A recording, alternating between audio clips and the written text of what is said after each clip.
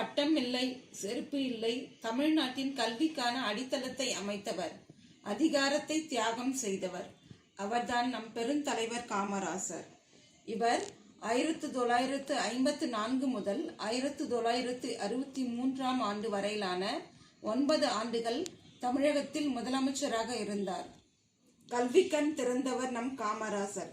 இலவச கல்வியை அறிமுகப்படுத்தியவர். மதிய உணவு திட்டத்தை கொண்டு வந்தவர். மெட்ராஸ் IITயை கொண்டு வந்தவரும் நம் காமராசர் தான்.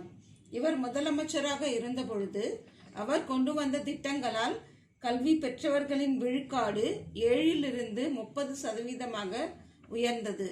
அது மட்டுமின்றி தொழில் வளத்தில் வட மாநிலங்களை பின்னுக்கு தள்ளி 2வது இடம் பெற்ற செய்தவரும் இவர்தான்.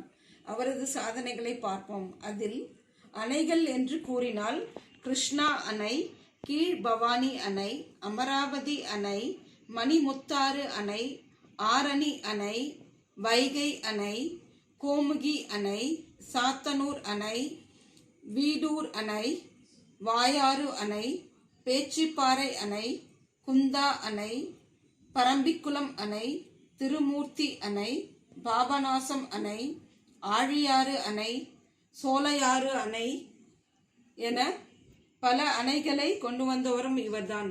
அடுத்தது தொழிற்சாலைகள் என்று கூறினால் ICF, HVF, நெய்வேலி நிலக்கரி சுரங்கம், பெல், மணலி எண்ணெய் சுத்திகரிப்பு தொழிற்சாலை, இந்துஸ்தான் போட்டோ பிலிம்ஸ் என பல அதில் அடங்கும்.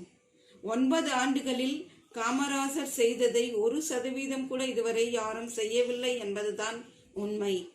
இந்த காணொளியை போல் பல அரிய தகவல்களை நீங்கள் தெரிந்து கொள்ள மறக்காமல் எங்கள் சேனலை சப்ஸ்கிரைப் செய்யுங்கள். அது மட்டுமின்றி உங்கள் நண்பர்களுக்கும் பகிருங்கள்.